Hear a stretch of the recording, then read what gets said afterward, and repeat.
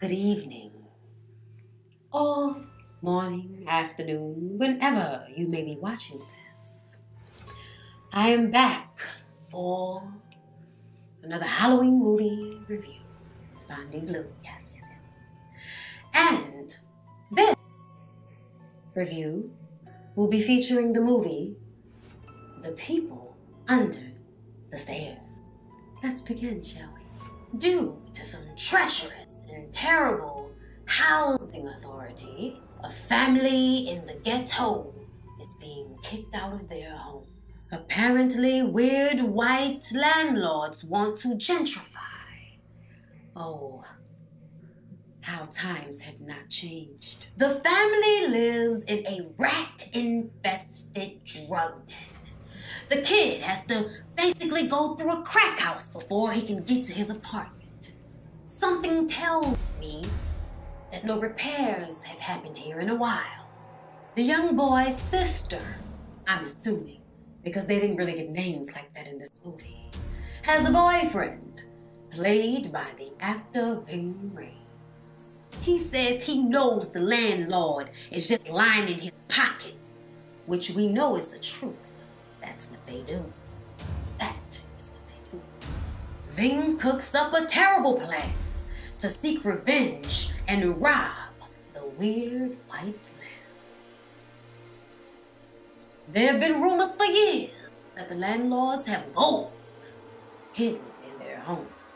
And then we arrive with the landlords. And the first thing that we see seems to be the landlord's wife mishandling her daughter Alice. And when she comes to the girl's room to retrieve her food, showing us that the girl can never really leave her room, the woman notices that the girl's fork is missing.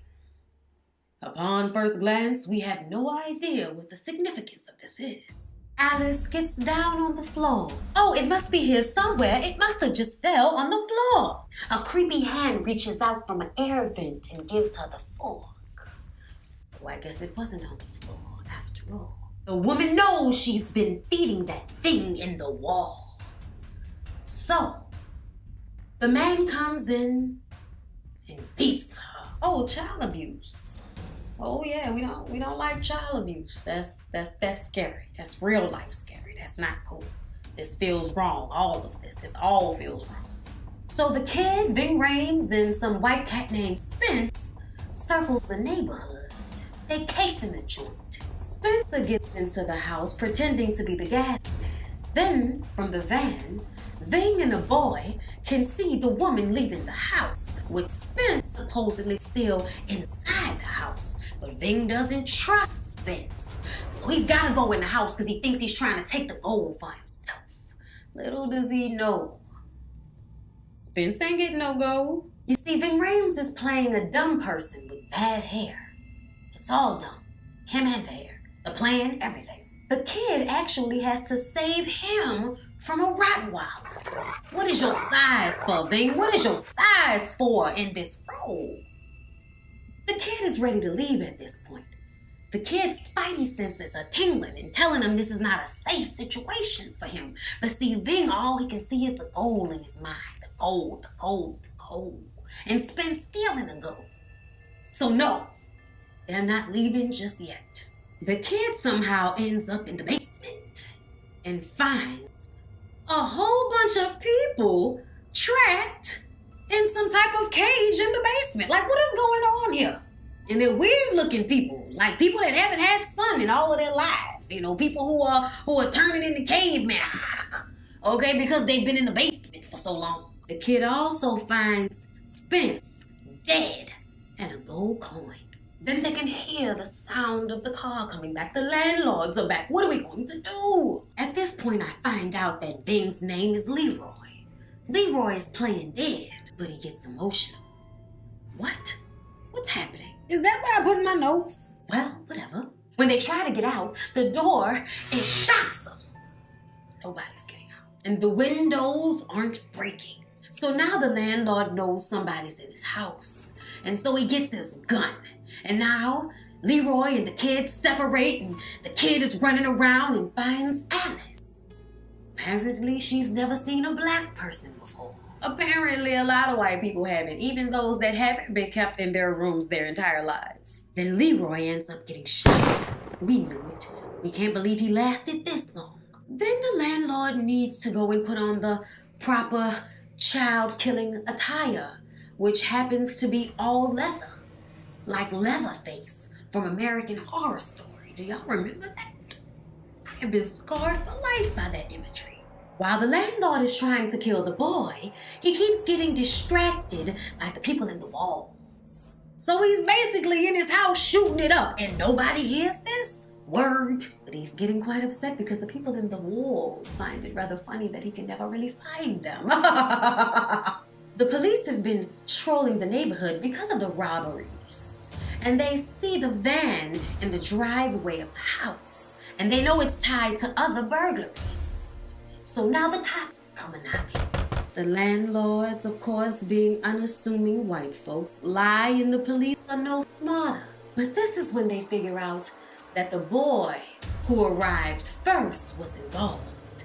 Oh yes, the boy tried to come and be a scout at the woman's door, but she wasn't interested. After that, they knew that only a white man was getting inside of that house. The kid starts running from the landlord again, and he starts to get chased by the rock wall. Vin couldn't do it, but the kid punches the dog in the face. Oh yes, in the face. You couldn't punch my dog in the face. You couldn't punch my dog in the face. I'ma just say that without getting bit. No, not happening. The landlord almost catches the kid, but he hits him on the head. And then one of the strange people from the walls comes out and saves the kid. Then they release the dog inside the walls, and he begins to chase the boy throughout all of the walls. Why are there so many empty spaces in these walls? What's happening here? Who built this house? What happened? Did y'all put the people in the basement that y'all keep trying to kill? Like, did y'all put them down there and now they're terrifying y'all and y'all trying to kill them, but you can't get to them even though they're locked up in the basement? I'm so confused. I'm sorry, out of character, back into character. They booby-trap the dog, which sends him down a chute into the kitchen and out of the walls. Then they all end up in Alice's room. Then we find out our friend who's been helping from in the walls' name is Roach. And Roach got his tongue cut out for trying to get help. So yeah, we can assume that the landlords are keeping people trapped in their house and that those people sometimes get even with the landlords by messing with them. And then there are dolls with the souls of people who saw too much. I said, word? Is that what's going on here? Is that in my notes? That's in my notes. The landlord busts into Alice's room. They retrieve the kid and push him down to the basement. And then the woman makes Alice clean up Leroy's blood. So the kid is tied up in the basement and the landlord is eating Leroy. So y'all are eating Spencer and Leroy. Y'all are cannibals, obviously. Thanks for the update. And you got people down here in the basement. What's happening? What's the point of that? Are you eating them? Are you saving them for later? Are they for winter? What's happening? Then we see him throw a piece of Leroy to the people in the gate. Throw a piece of it. Like, so they eat people too? Then the landlord throws the kid in with the people under the stairs. Will they eat him? I wonder. The wife, acting like a crazy Christian woman, is making Alice get into a tub of scalding hot water to wash off Leroy's blood. Roach saves the boy by scaring the people under the stairs. I still don't understand how that happened. And Roach is shot by the man. Roach dies. Now who's gonna help the boy? Well, the kid. The boy is gonna save the boy. He nut-checks the landlord. He and Alice then hide in a heating duct, which the landlord nefariously turns on. They get back into the walls, which are booby-trapped, and then they release the Rockwilder back into the wall. The boy wrestles with the Rockwilder, and the landlord knows that the boy and the dog are right here at the wall, so he starts stabbing at the wall. And when the boy realizes that he's stabbing at the wall, he switcheroos and puts the dog against the wall. And guess who gets stabbed? That's right, the Rockwilder. But it was more like a stuffed animal getting stabbed. I'm sure of it. I'm sure I saw a stuffed animal. The kid climbs up to the chimney. He's gonna get out, okay? And he tries to get Alice out, but Alice is too scared. She's never been into the world. He promises he'll come back for her. I said, why? No, don't go back. Don't go back. At best, call the cops. And that is exactly what the boy did. He went home and he called the cops. He did bring some coins home with him, though. We're not going to go home empty-handed after all of this. Oh, no. They have enough there to pay their rent until year 2000. My first thought is, how about we buy a house so we don't have to stay in a crack house anymore? How about that? How about we move with this money? No? No, Grandpa? We don't want to move with this money? And that's when the grandfather tells them to be careful of the brother and sister duo. And then we find out just how incestuous this situation really is. Not only were they woman and man, and then man and wife, they were also brother and sister. The grandfather says they started out as morticians, and then they got into real estate. Then the money really started to come in. All kinds of things were rumored to have happened, but no one ever takes the claim seriously. Of course they don't. When Grandpa was a kid, they didn't walk past that house, because it's been generations of sisters and brothers fucking and trying to kill people and eating them in there. Like I said, the kid called the cops. The police show up at the home of the landlords and they can't seem to find the kid. They pretend as if the room of their daughter is from their deceased daughter. Or she ran away or something stupid. But either way, they was lying. The cops are stupid, to say the least. I mean, the man is wiping blood from his forehead and the cops didn't even notice it. The kid gets back to the house to save Alice and overhears the man and the woman, the brother and the sister, discussing going to the ghetto to kill him. So he goes in thinking he's about to do something. I don't know what he thought. Come to find out it was a tape player talking the whole time. It was a trap. He didn't get on his toes fast enough, and then here comes the guy in a leather suit trying to kill him again. But he gets away and he climbs up the chimney to Alice. The man comes up to the attic, right where they are in the chimney. They're hiding behind it. The woman is screaming for the man to come and put her to bed. Ugh. And then they discuss cutting the kids' balls off, as if things couldn't get even more deranged and incestuous and racial and disgusting. The kid then tells Alice that those two people aren't her real parents and they're some baby snatchers. Oh, so y'all didn't have her. Oh, thank God. Oh, thank God. The man says that Alice is a whore he should have killed. The woman, on the other hand, begs him to show her some mercy. She's only a girl. But they set a trap themselves, making noise in the chimney until the man peeks his head in and the kid drops a brick.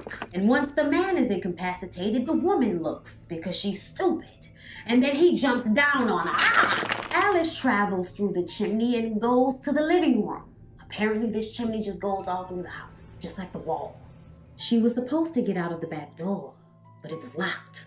The kid goes and gets the gun so that he can free all those people in the basement. And I was like, do you want to free these people in the basement? I mean, they helped him and they didn't eat him, but still. You gonna just release them out into the neighborhood? Oh, but don't they eat people? Oh, I don't know. I don't think the kid thought this through. And that's when the woman finds Alice in the living room and she grabs her. But Alice realizing that she's not her real mother, stomps on her foot and pushes her down to the ground. She runs to the back door, but it's locked. But then she hides in the roof of the stove. I was like, y'all are some acrobatic ass kids. Yeah, a lot of core strength. The kid falls down to the basement with the booby-trapped stairs because he was on the stairs and the stairs just released and then he fell down. He slid back down into the basement. He was stuck. I was like, now who did this for y'all? Did y'all do this yourselves? Because that was actually pretty cool for the stairs to just flatten like that. I mean, that's scary as hell, but it would be fun in other circumstances. But he loses his gun. And just as the man retrieves the gun and is about to shoot him, someone knocks on the door. The woman opens the door and it's Ruby, the boy's sister. But the woman, not caring what she has to say because it seems like it's about the apartments, closes the door. And then she tells the man to kill the kid. But then another knock at the door. And it's the kid's grandfather. And they push their way into the house. The woman pulls her gun and says, "There's a bunch of nick." And then she sees all of the people from the projects in the neighborhood outside in front of the house. Like, what's up? You can't shoot us all. Then Alice drops down on her. Then she bangs her head against the floor. It's all these years of aggression. Ruby says, "Damn, you knocked her ass out cold." I said, "Right, Ruby?" They go down to the basement, but the man is on the stairs. And he runs up and knocks him down. Then the woman disappears when Ruby goes outside. I said, why didn't all the people come into the house? Why weren't there police officers with y'all? Why were they able to just close the door and commit to trying to kill people even though there were like 100 people out on the street? But Alice is stuck inside. The kid tells all of the people in the basement and under the stairs and in the walls how to get out of the house. And so they, in return, show him the money. Oh yes, show me the money. The woman starts chasing Alice up the stairs with a knife. But the people under the stairs crash through and grab her. "Ah, we got you, bitch." And then they throw her down to the basement so that her man can see what's become of her. Mincemeat. And then the man hears the kid in the money room. The kid actually stuck coins in the candle. So as the candle was melting, the coins were falling, making the man think that the kid was there, setting a booby trap, because this whole movie has basically been like racial poor Home Alone. There's a bomb set there. I said, where did the kid get a bomb from? Was there a bomb in the basement already? Either way, you set the bomb up.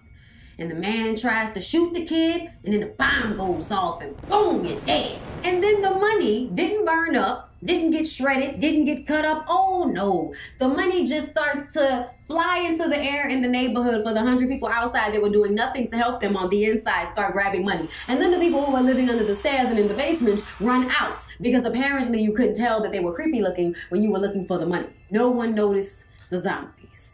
And the money was still all together. Word? Okay. Well, that was the people under the stairs. It didn't make sense in a lot of moments, but you know, I hope that you guys enjoyed my review of it.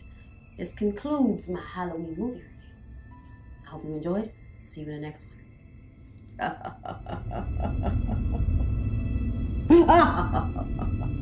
one.